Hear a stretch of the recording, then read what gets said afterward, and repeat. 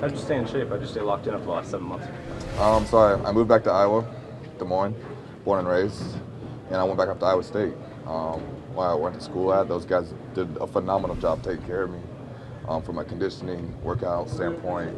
I was able to work out with the team there, so I was able to kind of get two birds in one stone. I was getting my personal benefit, but I was also getting the competition and teaching those guys as well. What's your opinion on the current state of this wide receiver room, and do you feel like you could be wide receiver one in this room with no Devontae? Absolutely. I've never wavered on the belief in myself to be able to step up. Obviously when Devontae was here, his talent is extreme, is tremendous.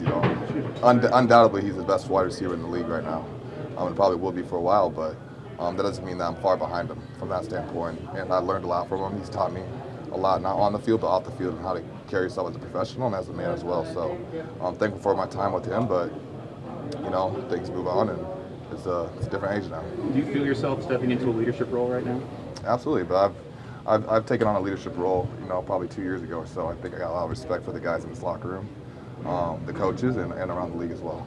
Every year in the NFL, you have opportunity. What do you feel your opportunity is this year? Whatever they give me. I think that's what the NFL is. It's you only get about 60 plays or so on offense, so you got to run the ball sometimes, you got to pass the ball, and not every pass can go to every wide receiver. So it's just as far as capitalizing on those opportunities and making the most of them. This team is no stranger to national attention, but obviously a lot of eyes are going to be back on this offense this season. What's it going to be like with that kind of pressure? Just know that everyone's watching. Playing for the Green Bay Packers is a high standard, high expectations every single year, whether it's this year or 2019 when I first got here. So I don't see it any differently.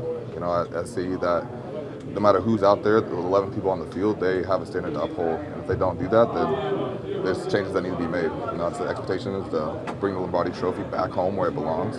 And we failed the past few years, and our goal won't change this year at all. How does the shape of that leadership kind of take shape coming into the season with so many rookie wide receivers? I think it's just a lot of just beginner level stuff of just going about meetings, taking that individual teaching, coaching, and applying it to the team here, and just being an overall pro. We got a lot of young guys in that room, I think it's just learning those guys and it's really maximizing the most out of them and their ability. It's not we need you to be this person. It's we need you to be the best version of yourself and figure out how you can help out this team in whatever way possible. Alan, what kind of your first chance to see some of those rookies? What are your impressions not to see them as well? Yeah, one day of practice, it's hard to really tell of everything. Limited reps, and you get a lot better feel when you watch film. You see something live on the field, and Dobbs had a few good plays today, and a couple of other guys too. But I think it's just it's a growing process, a learning process. We have 14 practices, 13 now before we get our first preseason game. So it's just about as far as improving every single day to go out there and perform well. Alan, what does it take? What did it take for you to earn 12's trust, and how do you think these rookies will do that? Consistency. I think that's the biggest thing. Consistency. If he knows where you're going to be, if he knows how you're going to run your route, and all that, I think that's probably the biggest thing. And just working hard. And you just got to show him that you care. And I think that was my biggest thing when I first came here, is that I just wanted to earn his respect. I knew earning his respect was showing up every single day, working my ass off, and being consistent. And I think gradually as time went on, we built this chemistry, and it kept growing from there. I got to ask you about a specific play today. Deep ball down the middle. You beat Adrian on that high point. Yeah. What does that take? Would you have been able to do that last year? How has that shown your growth as a wide receiver, both from the route running standpoint and at the catch standpoint? I don't think it's anything different from my past. I've been a big receiver. I've always high pointed the ball, especially on deep balls.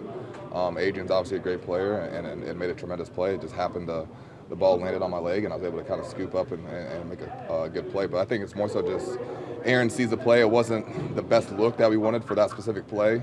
And, he's like, well, who should I throw it to really? And just kind of really put a lollipop up there, a moonshot, and just kind of see what the results are. I think that's something that we really do and emphasize in practice, and especially at minicamp, for him, just to see, are you able to make those plays? Can I trust you in this situation? Because if it's 3rd and 10, we're backed up on the 40-yard line, he may just do that because it's a one-on-one play. And those type of plays are the momentum shifters in the game.